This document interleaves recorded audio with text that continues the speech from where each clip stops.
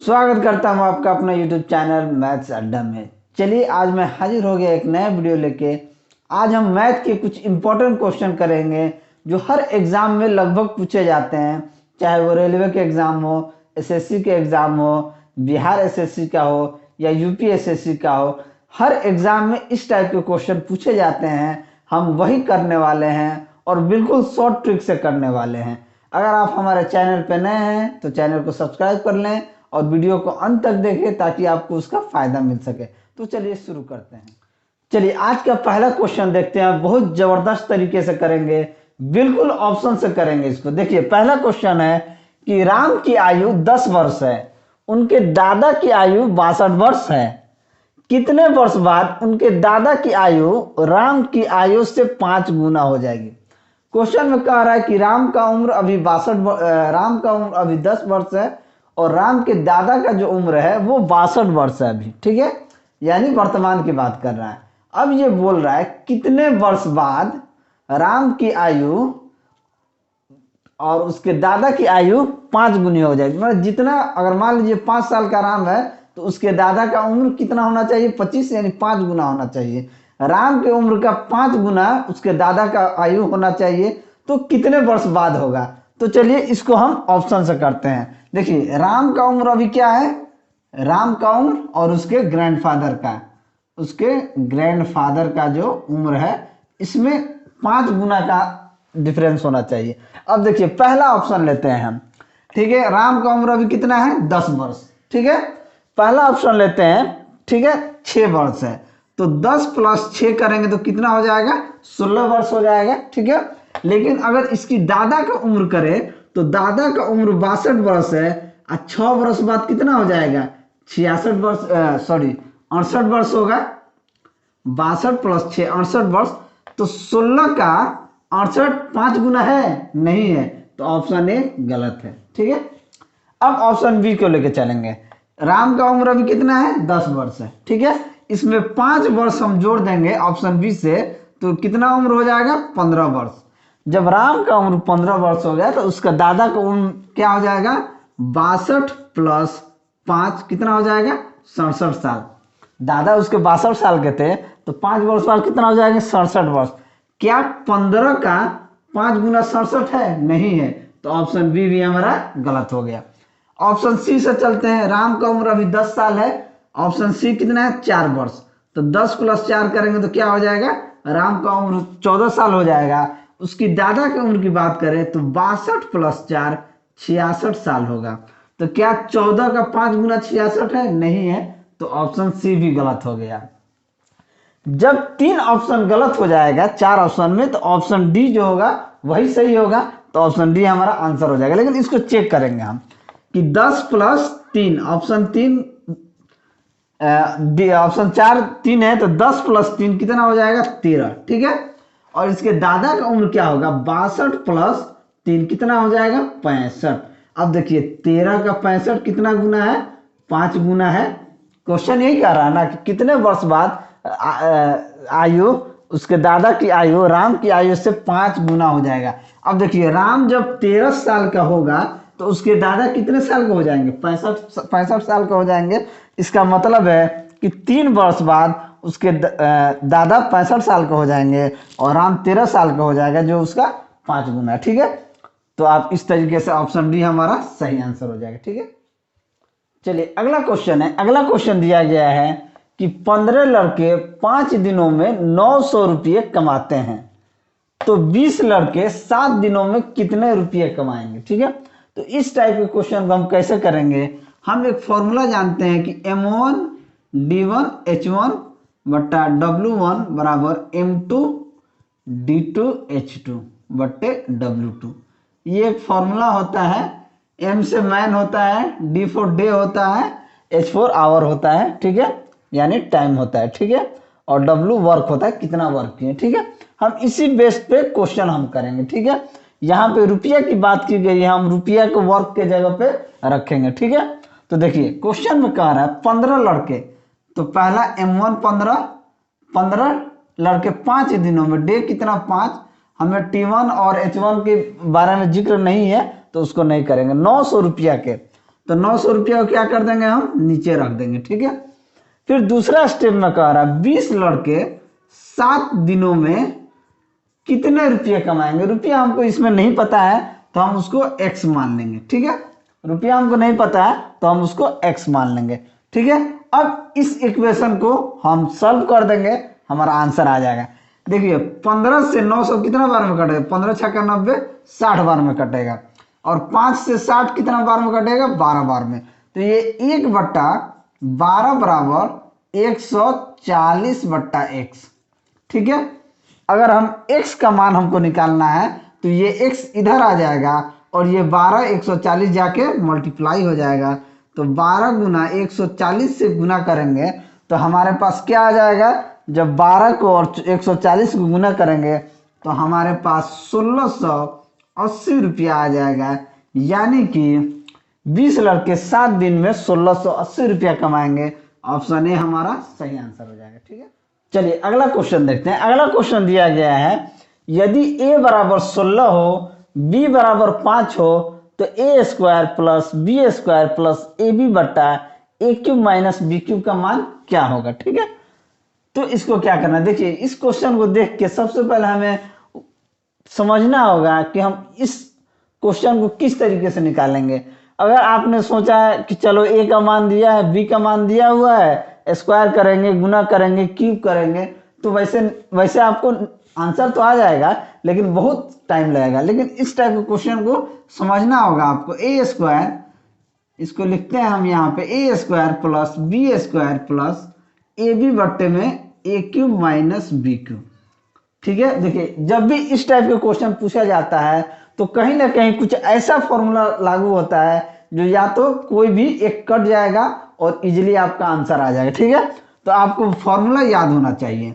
तो A square plus B square plus A B को जीव का त्यों हम लिख देते हैं। और A cube minus B cube का फॉर्मूला क्या होता है, फॉर्मूला होता है A minus B into A square plus B square plus A B होता है। देखिए अगर आपका इसका formula A cube minus B cube का फॉर्मूला आपको याद है तो तुरंत आप इसका एक्सप्रेशन यहाँ करेंगे, A minus B into A square plus B square plus A B. तो ये और ये कट जाएगा, नीचे क्या बच जाएगा, 1/a माइनस बी। और अब यहाँ पे क्या करेंगे आप, a का मान जो दिया हुआ है, a का मान कितना दिया हुआ है 16 और b का मान दिया हुआ है 5। तो यहाँ से 1/16 माइनस 5 11 हो जाएगा। यानी कि आपका आंसर 1/11 आ गया। ऑप्शन बी आपका सही आंसर हो जाएगा। ठीक है, तो इस टाइप के क्वेश्चन में यही होता है कि आपको फॉर्मूला याद होना चाहिए तो आप इजीली इसको निकाल सकते हैं। नहीं तो आप लगेंगे इसका स्क्वायर करने, इसका क्यूब करने, इसका गुना करने, तो आंसर तो आ जाएगा लेकिन बहुत टाइम लगेगा। अगर आपको फॉर्मूला याद है कि A cube minus B cube का फॉर्मूला होता है A minus B into A square plus B square plus A B, तो आप इजीली निकाल सकते हैं। ठीक है, चलिए अगला क्वेश्चन देखते हैं। अगला क्वेश्चन दिया गया है कि एक वृत्त का क्षेत्रफल 616 वर्ग मीटर है तो इसका व्यास ज्ञात करना है। ठीक है, वृत्त का क्षेत्रफल हमको दिया है, वृत्त का क्षेत्रफल हमें दिया हुआ है कि वृत्त का क्षेत्रफल 616 मीटर स्क्वायर है। ठीक है, इसको मीटर स्क्वायर लिख देते हैं। ठीक है, वृत्त का क्षेत्रफल 616 मीटर स्क्वायर हमें दिया हुआ है। हमसे क्या पूछ रहा है, हमसे पूछ रहा है कि इसका डायमीटर क्या होगा। तो वृत्त का क्षेत्रफल क्या होता है, वृत्त का क्षेत्रफल होता है पाई आर स्क्वायर बराबर, ये वृत्त का क्षेत्रफल हमें दिया हुआ है और वृत्त का क्षेत्रफल होता है पाई आर स्क्वायर। तो पाई आर स्क्वायर किसके बराबर दिया हुआ है, 616 मीटर स्क्वायर के बराबर दिया हुआ है। तो यहाँ से हम रेडियस निकाल लेंगे तो आर स्क्वायर का मान क्या हो जाएगा, 616 बट्टे में पाई। ठीक है, तो पाई का मान हमें पता है कि पाई का मान 22/7 होता है, हम लेते हैं। ठीक है, तो 616 बट्टा 22/7, तो 22 को नीचे रहने देते हैं और 7 को हम ऊपर भेज देते हैं। तो 7 ऊपर जाके क्या हो जाएगा, गुना हो जाएगा। तो 22/7 को हम 22 को नीचे रहने देते हैं और 7 को ऊपर भेज देते हैं। यहाँ पे पाई का मान हम 22/7 लिए हैं। ठीक है, जब हम यहाँ आर स्क्वायर रहेगा 616 को 22 से काटेंगे तो हमारा आ जाएगा 28 बार में कटेगा। ठीक है, और 28 को जब हम 7 से गुना करेंगे तो ये हमारा आ जाएगा 196। जब आर स्क्वायर का मान 196 आ गया तो यहाँ से आर का मान कितना आ जाएगा 14, क्योंकि 14 का स्क्वायर 196 होता है तो यहाँ आर का मान 14 आ गया। ठीक है, और हम जानते हैं कि जो डायमीटर होता है वो रेडियस का 2 गुना होता है। डायमीटर जो होता है वो रेडियस का 2 गुना होता है। तो रेडियस हमारा 14 है, यानी कि त्रिज्या 14 है, तो डायमीटर हो जाएगा 2 गुना 14 बराबर 28 मीटर। तो इसका व्यास ही हमको डायमीटर निकालना था, तो व्यास हमारा निकल गया 28 मीटर। ऑप्शन सी हमारा सही आंसर हो जाएगा। ठीक है, चलिए अगला क्वेश्चन देखते हैं। अगला क्वेश्चन दिया गया है कि एक वस्तु को 12.5% लाभ पर 4500 रुपया में बेची गई, तो उसकी लाभ राशि कितनी थी। ठीक है, कितना पर बेचा गया, 12.5% लाभ पे बेचा गया। ठीक है, और हमें सेलिंग प्राइस दिया हुआ है कि सेलिंग प्राइस जो है 4500 रुपया दिया हुआ है। ठीक है, तो अगर हम कॉस्ट प्राइस निकाल लेंगे तो हमारा समझ में आ जाएगा कि कॉस्ट प्राइस कितना है, सेलिंग प्राइस कितना है। ठीक है, तो 12.5% का मतलब होता है 12.5/100। ठीक है, जब हम इसको पूरा फ्रैक्शन में करेंगे तो 125 बट्टा ये 1000 आएगा। अगर हम 125/1000 को अगर हम भाग करने जाएं तो ये आ जाएगा 25 5 100, 25 चौके 140, यानी 1/8। ठीक है, अब ये क्या होता है, ये होता है कॉस्ट प्राइस, और ऊपर वाला क्या होता है प्रॉफिट। ठीक है, जब हम कॉस्ट प्राइस और प्रॉफिट में सेलिंग प्राइस का रेशियो निकालेंगे तो देखिए कॉस्ट प्राइस और सेलिंग प्राइस का रेशियो जब हम निकालेंगे तो मान लीजिए 8 रुपया इसका दाम है, 1 रुपया आपका प्रॉफिट होता है, तो 8 रुपया का सामान अगर आप 1 रुपया में बेचते हैं, 1 रुपया प्रॉफिट में बेचते हैं, तो आप 9 रुपया में बेचेंगे, तो यही 9 के बराबर कितना है 4500 रुपया हमारा दिया हुआ है। 9 रेशियो के बराबर 4500 ये सेलिंग प्राइस है, यानी कि 9 रेशियो के बराबर 4500 रुपया दिया हुआ है। तो एक रेशियो कितना का हो गया 500 का, यानी कि 500 से गुना हुआ है तब जाके 4500 हुआ है। तो हमारा कॉस्ट प्राइस क्या हो जाएगा 500 से गुना हो जाएगा, तो कितना आ जाएगा 4000, यानी कि 4000 रुपया का सामान है, आप 4500 रुपया में बेच रहे हैं, तो आपको कितना प्रॉफिट होगा। प्रॉफिट यही ना होता है selling price minus cost price, तो 4500 माइनस 4000 बराबर 500 रुपया, यानी कि आपको 500 रुपया का प्रॉफिट हो रहा है। तो ऑप्शन देखेंगे, ऑप्शन सी हमारा सही आंसर हो जाएगा। ये तो हो गया कॉस्ट प्राइस और सेलिंग प्राइस के रेशियो से हम निकाल लेंगे। मैंने इस फ्रैक्शन को 12.5% को इस तरीके से दिखा दिया, क्योंकि 12.5% का मतलब होता है कि 12.5/100, 12.5 को हम फुल कर दिए, 10/10 से गुना कर दिए तो 125/100 हो गया, 125 को कर दिए तो 1/8 आया, और नीचे वाला पोर्शन कॉस्ट प्राइस होता है, ऊपर वाला प्रॉफिट होता है। ठीक है, तो कॉस्ट प्राइस और सेलिंग प्राइस का रेशियो हम निकाल दिए। 8 रुपया का सामान है, 1 रुपया प्रॉफिट करके बेचते हैं तो 9 रुपया में बेचते हैं, और यहाँ पे हमारा सेलिंग प्राइस दिया हुआ है 9 रेशियो के बराबर 4500 है, तो एक रेशियो कितना हो जाएगा 500 के बराबर, तो वही 500 से इसमें गुना कर दिए तो 4000 हो गया। ये तो हमारा शॉर्ट ट्रिक मेथड हो गया। ठीक है, हम इस क्वेश्चन को जो बेसिक मेथड होता है, बेसिक मेथड कहने का मतलब है जो फॉर्मूला बेस्ड होता है। ठीक है, तो उस हिसाब से भी हम कैसे करेंगे, देखिए हमको क्या निकालना पड़ेगा कॉस्ट प्राइस। कॉस्ट प्राइस निकालेंगे तभी जाके हम सेलिंग प्राइस को निकाल पाएंगे। ठीक है, तो कॉस्ट प्राइस क्या होता है सेलिंग प्राइस गुना 100/100 प्लस माइनस प्रॉफिट या लॉस, यही तो फॉर्मूला होता है कॉस्ट प्राइस निकालने का।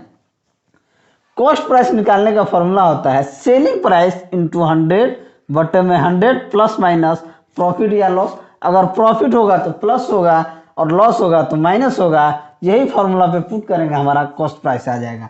तो देखिए इसमें सेलिंग प्राइस कितना दिया हुआ 4500 दिया हुआ है, 4500 गुने 100 बट्टे में सेल प्रॉफिट हमारा हो रहा है 12.5%, तो इसको क्या करेंगे 100 प्लस 12.5।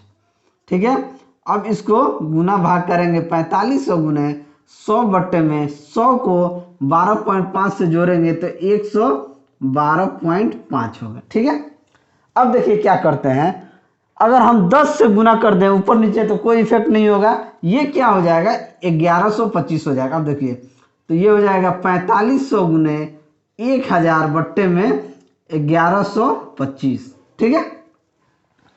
अब अगर हम इसको काटना चाहें तो 25 चौके 100, 25 चौके 100 और 25 पचे 125 और 25 चौके 100, 40 बार में कट गया। और ये 4500 को कितना बार में काट देगा 100 बार में काट देगा। जब 100 को 40 से गुना करेंगे तो हमारा कॉस्ट प्राइस कितना आ गया 4000 रुपया। अब देखिए कॉस्ट प्राइस हमारा 4000 आ गया, सेलिंग प्राइस 4500 दिया हुआ है, तो प्रॉफिट हमारा क्या हो जाएगा selling price minus cost price, यही तो प्रॉफिट हो जाता है। तो सेलिंग प्राइस 4500 है, कॉस्ट प्राइस हमारा 4000 आ गया, तो प्रॉफिट हमारा कितना आ गया 500 रुपया प्रॉफिट आ गया। ये बेसिक मेथड हो गया, ठीक है। लेकिन हम इतना बेसिक मेथड नहीं करेंगे, इसमें बहुत टाइम लगेगा। हम क्या करेंगे 12.5% का मतलब होता है 12.5% का मतलब होता है 1/8 और 8 कॉस्ट प्राइस होता है, 1 प्रॉफिट होता है। तो कॉस्ट प्राइस और सेलिंग प्राइस का रेशियो हम निकाल देंगे। 8 रुपया का सामान है, 1 रुपया प्रॉफिट करके बेचते हैं तो 9 रुपया में बिकता है। 9 का मान दिया है 4500, तो 1 का मान 500 हो जाएगा, तो 8 का मान कितना हो जाएगा 4000 हो जाएगा। हम यहीं से समझ जाएंगे कि 4000 रुपया का सामान है, 500 रुपया प्रॉफिट हो रहा है, तब जाकर हम 4500 रुपये में बेच रहे हैं, ठीक है। चलिए अगर हमारा वीडियो आपको अच्छा लगा हो तो वीडियो को लाइक कीजिए, दोस्तों में शेयर कीजिए। अगर आप चैनल पर नए हैं तो चैनल को सब्सक्राइब कीजिए। मैं ऐसे ही वीडियो लेके आपके लिए आता रहूँगा। चलिए मिलते हैं अगले वीडियो में, तब तक के लिए जय हिंद।